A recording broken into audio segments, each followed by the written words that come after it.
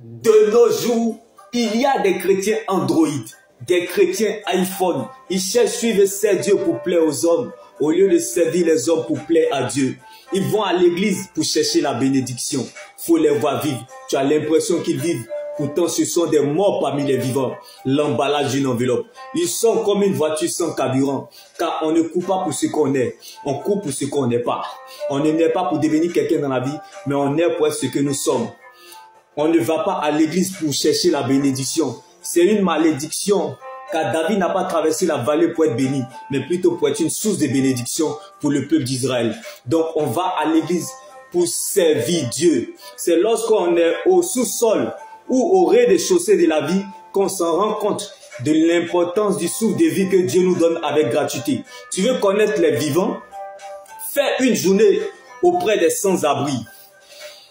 Fais une nuit, bien-aimé, auprès de ceux qui jouent le temps additionnel à l'hôpital et de ceux qui sont à la fin du match au cimetière. Tu t'en rendras compte de l'importance du souffle de vie que Dieu te donne avec gratuité. Regardez de tout ce que vous possédez, celle que l'argent ne peut pas acheter, qui est le souffle de vie que Dieu te donne avec gratuité, qui est sa fidélité, qui est ton réveil, ton sommeil, ton âme. Tu ne feras pas le contraire.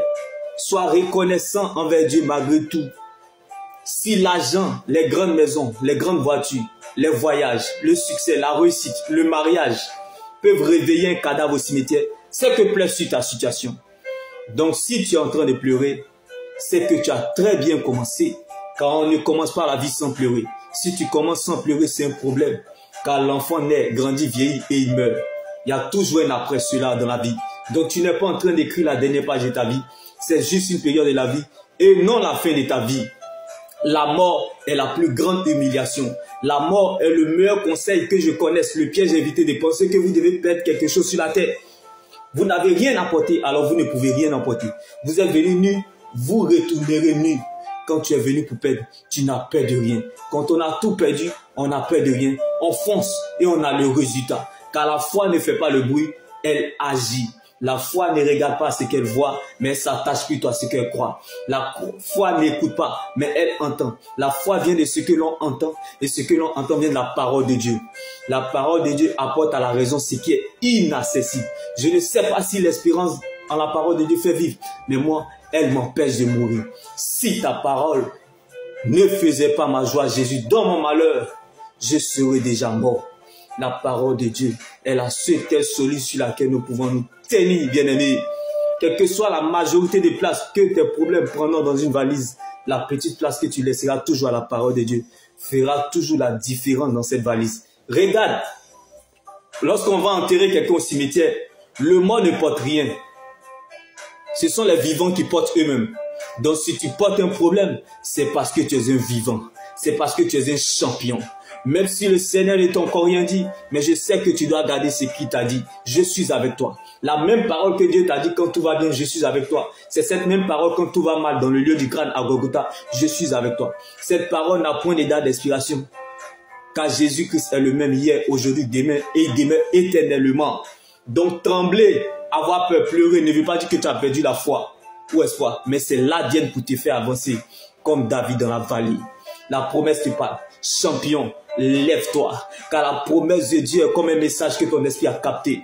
Et lorsque ton esprit a capté ce message, tu cours avec ça, car la course ne s'arrête pas au milieu, mais plutôt à la fin. La fin d'une chose vaut mieux que son commencement. Or, la promesse que Dieu nous a faite est la vie éternelle. Donc la promesse de Dieu ne meurt pas, elle ne ment pas, elle ne pourrit pas, elle n'a point de date de péremption, elle n'a point de date d'expiration, elle n'a pas d'âge, mais elle est destinataire. C'est bel et bien toi, quelqu'un quelque part, mon Dieu le visite. Que Dieu prenne donc la forme de ce qui te manque. Car parfois, la grande visitation nous trouve en dehors de notre zone de confort. Beaucoup de personnes perdent la visitation de Dieu parce qu'ils refusent de perdre leur honneur, leur dignité, leur raison pour suivre Jésus. Bien-aimé, laisse-moi t'annoncer cette bonne nouvelle en ce jour. Il y a des gens qui ont payé le prix, qui ont tout perdu, qui ont tout laissé pour suivre Dieu.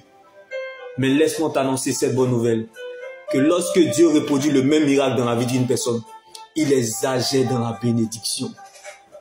Donc, bien-aimé, Comme Job qui a tout perdu mais n'a jamais douté de Dieu. Donc tes doutes ne feront pas douter Dieu. Shalom. Tu es ce que tu deviendras et non ce que tu traverses. La vie est ce que nous pensons, donc tu peux perdre ce que tu as. Mais l'éternité est ce que Dieu pense de nous. Tu ne peux pas perdre ce que tu es. Donc Dieu te fera toujours apprécier ce que tu es. Car ce n'est pas la joie du moment qui compte pour Dieu, mais plutôt la finalité de son plan qu'il a déjà établi pour votre vie. Shalom. La grande et vraie foi, ce n'est pas d'obtenir des choses soi-même, mais pour les autres, en étant à leur service, aidé, relevé, soutenu. C'est par le sens du sacrifice pour les autres qu'on devient roi. Comme Jésus, roi qu'il était, s'est fait serviteur en lavant le pied de ses disciples. La grande et vraie foi, ce n'est pas de s'en sortir dans la vie, mais c'est de sortir victorieux des épreuves de l'éternité. Donc ne laisse personne te priver de ton éternité qui est l'enjeu majeur de ton existence. Reste focalisé sur le Seigneur Jésus-Christ seul, car la preuve, la valeur et la raison de ton existence, c'est ton salut en Jésus-Christ.